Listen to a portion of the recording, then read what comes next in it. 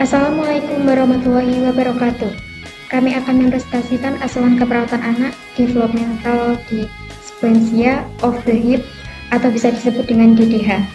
Pada materi kelainan kongenital pada sistem muskuloskeletal dengan dosen pengampu Ibu Nes Titi Anggraini, SKEP, MKes, MKep dengan mata kuliah keperawatan anak sakit kronis dan terminal. Dengan anggota kelompok kami yaitu ada Luciana Iswandari, NIM 03, Aulia Salsabila dengan NIM 15, Devirianti Sasmita, NIM 24. Latar belakang DDH yaitu kelainan bawah panggul pada bayi yang dulunya disebut congenital dislocation of the hip atau CHD, kini lebih dikenal sebagai developmental displacement of the hip atau DDH. Diubah oleh Pediatric Orthopedic Society of North America dari CDH menjadi DDH, diubah pada tahun 1992. Kebiasaan membungkus bayi atau biasanya disebut dengan bedong yang ketat meningkatkan resiko DDH. Cara mengubah bedong menjadi longgar mengurangi kejadian DDH. Terbukti di Amerika asli, Jepang, dan Turki. DDH lebih sering pada perempuan 80%, sisi kiri 60%, dan terkait posisi sungsang anak pertama, riwayat keluarga bukan prematuritas. DDH terjadi sekitar 1 dari 1000 kelahiran hidup. Prevalensi DDH bervariasi dengan 1,5 sampai 20 atau 1000 karena kriteria diagnosis tidak pasti. Lebih sering pada perempuan kulit putih AS dan bayi sungsang. Displasia perkembangan pinggul atau developmental dysplasia of the hip atau biasanya disebut dengan DDH adalah kelainan bawaan pada sendi panggul di mana acetabulum atau soket dan caput femur atau biasanya disebut kepala tulang paha tidak berada pada posisi yang seharusnya. Kondisi ini tidak dapat menyebabkan kepala femur bergeser sebagian atau subluksasi atau keluarnya sepenuhnya dislokasi dari soket. DDH merupakan spektrum kelainan yang meliputi displasia, subluksasi, hingga dislokasi panggul. Jika tidak dideteksi dan ditangani sejak dini, kondisi ini dapat menyebabkan gangguan berjalan, penurunan kekuatan otot panggul, serta meningkatkan resiko penyakit sendi degeneratif di kemudian hari. Di sini saya akan melanjutkan etiologi dari DDH, yaitu resiko DDH meningkat dengan faktor terkait kendala mekanik intrauterin dan posisi abnormal pada trimester akhir, tetapi juga dipengaruhi oleh lingkungan postnatal dan predisposisi genetik. Faktor yang terkait dengan konstriksi mekanik fetus, berat badan lahir besar untuk usia kehamilan, letak sungsang, dan oligohydramnion lebih umum ditemukan pada kasus DDH. Tetapi faktor resiko prenatal yang paling penting dan berpotensi dapat dihindari ialah persalinan pervagina dari bayi-bayi letak sungsang. Faktor hormonal yaitu tingginya kadar estrogen, progesteron, dan relaksin pada ibu dalam beberapa minggu terakhir kehamilan yang terdapat memperburuk kelonggaran ligamentum pada bayi. Hal ini terdapat menerangkan langkanya ketidakstabilan pada bayi prematur yang lahir sebelum hormon mencapai puncaknya. Baik, di sini saya akan melanjutkan pengamatan kasus, yaitu yang terjadi pada pasien Ananda E berusia 4 tahun, berjenis kelamin perempuan dan beragama Islam. Bahasa yang sering digunakan bahasa Indonesia dan bahasa Jawa. Pasien bersekolah saat ini duduk di bangku PAUD dan beralamat di Salatiga bersama keluarganya. Pasien masuk rumah sakit di ruang anggrek pada tanggal 9 November 2025. Pengkajian pasien dilakukan pada tanggal 10 November 2025 di ruang anggrek di Rumah Sakit Puri Asih Salatiga. Pasien datang ke IGD Rumah Sakit Puri Asih Salatiga pada tanggal 9 November pada malam hari. Pasien datang dengan orang tuanya dan mengatakan anaknya berjalan seperti bebek dan pasien mengeluh nyeri di kaki kanan karena tidak bisa gerak bebas untuk bermain dan pasien merasakan nyeri di kaki sebelah kanan seperti ada yang memegang. Nyeri dirasakan seperti ditusuk jarum.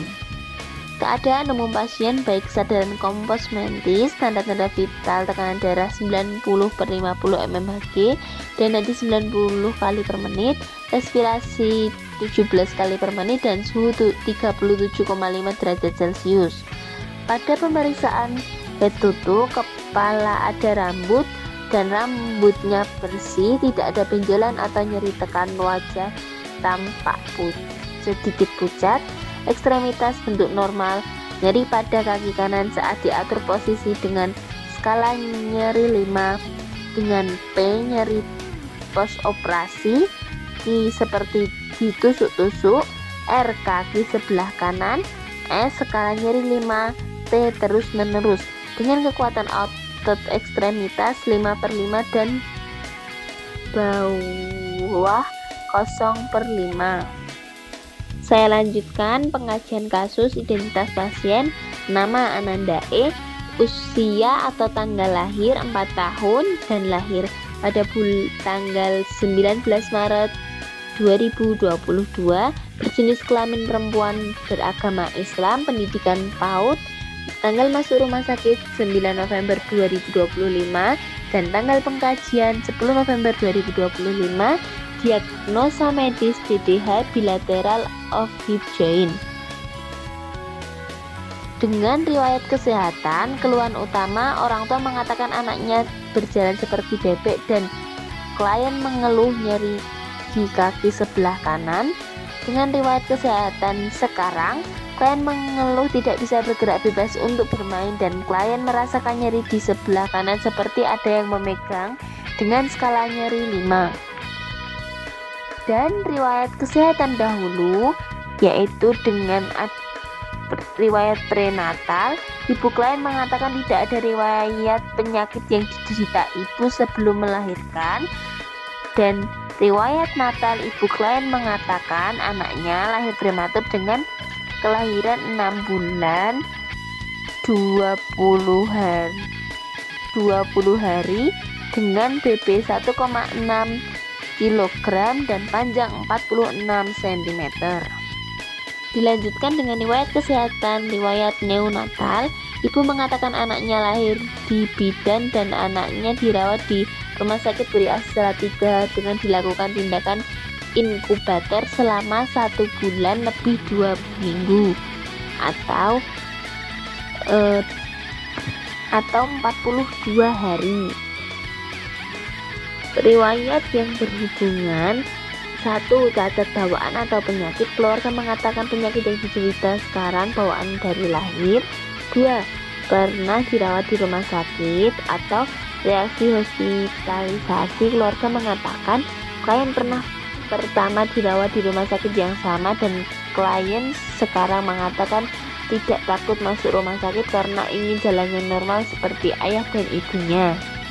Riwayat kesehatan keluarga, keluarga mengatakan tidak ada dalam keluarga yang mempunyai riwayat jalan seperti klien atau jalan seperti bebek dan tidak ada riwayat penyakit hipertensi, DM, dan penyakit lainnya. Baik, yang selanjutnya ada pengukuran pertumbuhan, yaitu 1. Tinggi badan 96 cm, 2. Berat badan 15 kg, 3. Lingkar kepala 51 cm, 4. Lingkar dada 53 cm, 5. Lingkar perut 55 cm, 6. Lingkar lengan atas 15 cm. Selanjutnya ada tanda-tanda vital, yaitu 1. Tekanan darah 90/50 mmHg, 2. Frekuensi nadi ada 90 kali per menit, Jika frekuensi respirasi 17 kali per menit, suhu 37,5 derajat Celcius. Yaitu selanjutnya ada keadaan umum, yaitu 1. Penampilan berkeringat lesu, 2. Gaya bicara baik, lancar dan jelas, 3. Kesadaran kompos mentis dengan GCS 13, kepala 1. Mata, hidung, mulut, telinga, leher tidak ada tanda-tanda kondisi abnormal. Lalu selanjutnya ada pemeriksaan dada, bentuk simetris, respirasi 17 kali per menit, nafas reguler. Dengan pemeriksaan abdomen, bentuk datar, umbilical tidak menonjol, tidak ada ekma, tidak ada lesi, bising usus 7 kali per menit di kuadran 3, tidak ada nyeri. Dan ada pemeriksaan abdomen atas, bentuk normal, tidak ada nyeri saat pasien fleksi ekstansi, hiperkestasi dan rotasi, ada refleks biceps dan triceps, kekuatan otot kiri 5 dan kanan 5. Lalu ada pemeriksaan abdomen bawah, bentuk normal, nyeri kaki kanan saat diatur posisi oleh perawat, kaki kiri tidak ada nyeri saat fleksi ekstansi, hiperkestasi dan rotasi, refleks patella, dan ada Babinski kaki kiri, kaki kanan tidak dilakukan karena klien post-OP. Klien terpasang traksi kekuatan otot kanan 0/5. Baik, selanjutnya ada program terapi. 1. Infus NaCl 0,9% dengan dosis 1500 per 21 tetes per menit dengan frekuensi 24 jam, rute pemberian intravena. 2. Ranitidin dengan dosis 1/2 ampul, frekuensi 2 kali 1, rute pemberian intravena. 3. Cefazolin dengan dosis 500 mg, frekuensi 2 kali 1 dengan rute pemberian intravena. 4. Tramadol dengan dosis 1/2 ampul drip, frekuensi 2 kali 1, rute pemberian intravena. 5. Ketorolac dengan dosis 1/2 ampul, frekuensi 2 kali 1, rute pemberian intravena. 6. Cefodroxil dengan dosis 2 kali 250 mg dengan frekuensi 2 kali 1 dengan rute pemberian per oral. Dan paracetamol dengan dosis 500 mg, frekuensi 3 kali 1 dengan rute pemberian per oral. Selanjutnya ada analisa data, yaitu 1. Data subjektif. Ibu klien mengatakan kaki kanannya sering sakit, klien mengatakan sakit kaki kanannya. Dan data objektif, klien tampak meringis, kesakitan saat disentuh kaki kanannya, klien terpasang traksi pada kaki kanannya. T. Nyeri operasi, V. Seperti ada yang memegang, R. Kaki sebelah kanan, S. Skala nyeri 5, T. Terus menerus. Dengan etiologi agen pencedera fisiologis, masalah nyeri akut. Yang kedua, data subjektif tidak ada. Data objektif, suhu 37,5 derajat Celcius, nyeri 86 kali per menit, adanya kemerahan pada daerah luka. Dengan etiologi kerusakan integritas kulit dan masalah resiko infeksi. Dan yang ketiga ada data subjektif, keluarga pasien mengatakan rambut lengket, gigi kotor, dan badannya lengket. Dan data objektif, rambut klien tampak lengket dan bau, gigi berwarna kuning, aktivitas klien terhambat dengan adanya luka pos operasi, kekuatan otot ekstremitas 5/5, dengan etiologi gangguan muskuloskeletal, dengan masalah defisit perawatan diri. Lalu selanjutnya ada diagnosa keperawatan DDH, yaitu nomor 1, nyeri akut berhubungan dengan agen pencedera fisik, pos operasi, dibuktikan dengan tampak meringis, mengeluh nyeri. Nomor 2, ada resiko infeksi berhubungan dengan kerusakan integritas kulit. Nomor 3, defisit perawatan diri berhubungan dengan gangguan muskuloskeletal, dibuktikan dengan tidak mampu ke toilet dan berhias secara mandiri. Baik, selanjutnya ada intervensi keperawatan. Dengan diagnosa keperawatan nyeri akut berhubungan dengan agen pencedera fisik, pos operasi, dibuktikan dengan tampak meringis, mengeluh nyeri. Dengan tujuan dan kriteria hasil, setelah diberikan asuhan keperawatan selama 3 kali 24 jam, diharapkan tingkat nyeri menurun. Dengan kriteria hasil, A. Keluhan nyeri menurun, B. meringis menurun, C. sikap proteksi menurun, D. perilaku membaik. Dengan intervensi manajemen nyeri, yaitu observasi, identifikasi lokasi, karakteristik dan durasi, frekuensi, kualitas, intensitas nyeri, identifikasi skala nyeri, identifikasi farmakoberat dan ringan nyeri, terapeutik, berikan teknik non-farmakologi untuk mengurangi nyeri, atau teknik distraksi. Yang edukasi, jelaskan penyebab, periode dan pemicu, ajarkan cara strategis meredakan nyeri dan menarik nafas dalam. Dengan terakhir, kolaborasi, kolaborasikan pemberian analgetik jika perlu. Dengan rasional, untuk mengetahui area luka, untuk mengetahui tingkat nyeri yang dirasakan, untuk mengetahui penyebab nyeri, untuk membantu mengatasi nyeri agar tidak terlalu bergantung pada obat, dan mengedukasi agar mengetahui penyebab, cara perawatan nyeri, dan pemicu terjadinya nyeri. Dan yang terakhir, untuk mengetahui rasa sakit yang dirasakan.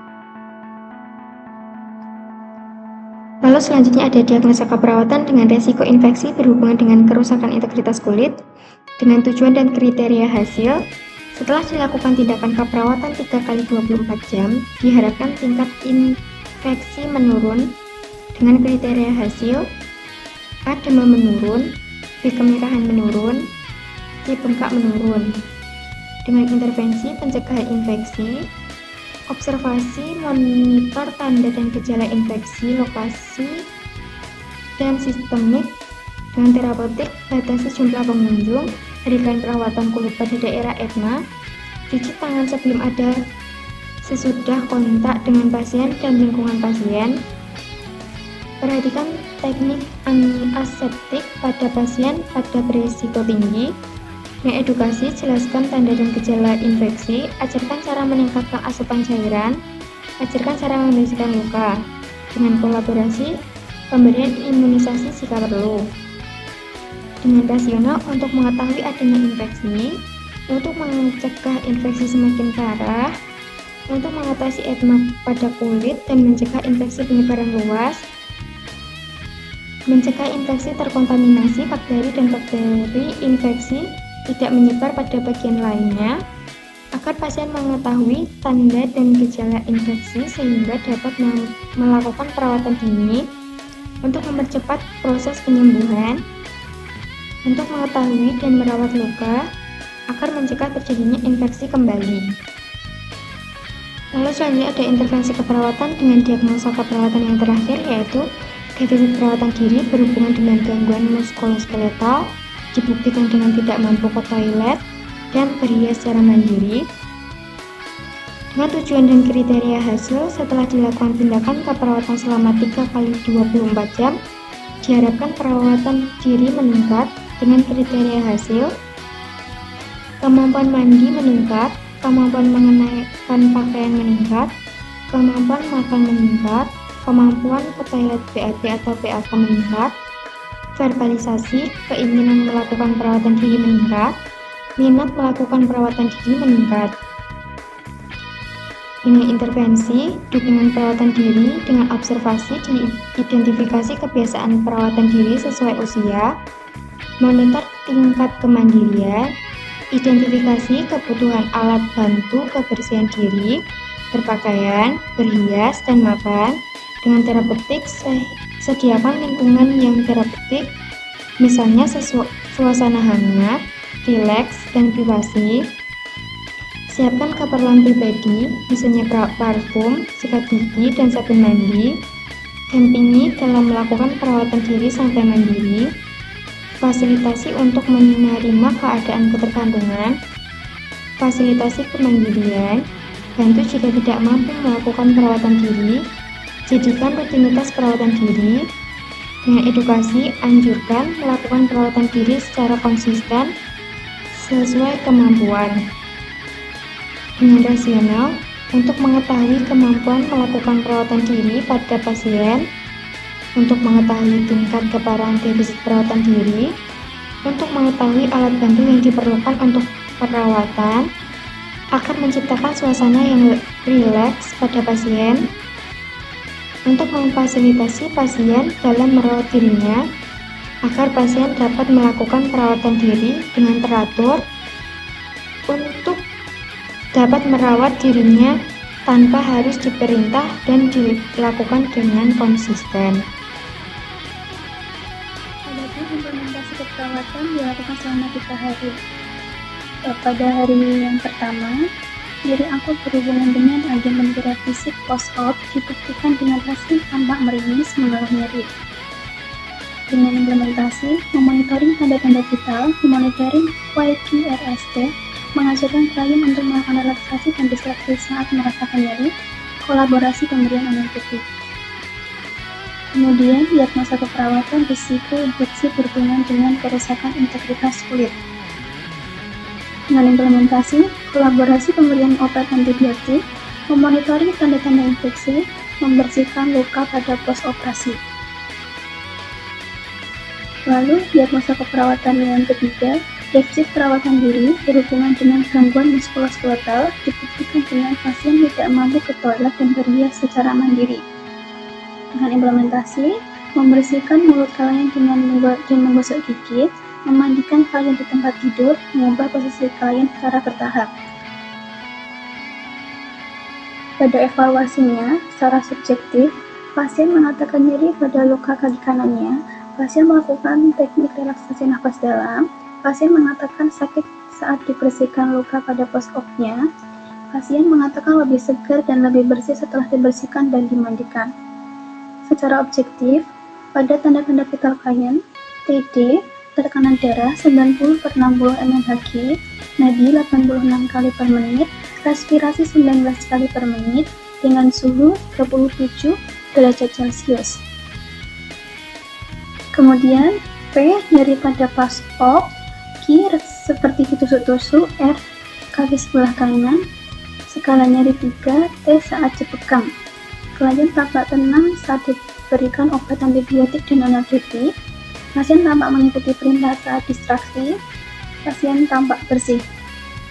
Dengan asesmen, masalah keperawatan belum teratasi, planning melanjutkan intervensi. Adapun implementasi di hari kedua, dengan diagnosa keperawatan, 1. Nyeri akut berhubungan dengan agen penggerak fisik post-op dibuktikan, pasien tampak meringis dan mengeluh nyeri. Dengan implementasi, memonitoring tanda-tanda vital, memonitoring YQRST, mengajarkan klien untuk melakukan relaksasi dan distraksi saat merasakan nyeri, kolaborasi pemberian analgetik. Kemudian diagnosa yang kedua, resiko infeksi berhubungan dengan kerusakan integritas kulit. Implementasinya, kolaborasi pemberian obat antibiotik, memonitoring tanda-tanda infeksi, membersihkan luka post-op. Diagnosa yang ketiga, defisit perawatan diri berhubungan dengan gangguan muskuloskeletal dibuktikan dengan tidak mampu ke toilet dan berhias secara mandiri. Implementasinya, memandikan klien di tempat tidur, mengubah posisi kaki klien secara bertahap, berpakaian rapi dengan BAB dan BAK. Dengan evaluasinya secara subjektif, pasien mengatakan nyeri pada luka kaki kanannya sudah mulai sedikit berkurang, pasien mengatakan sedikit sakit saat dibersihkan lukanya, pasien mengatakan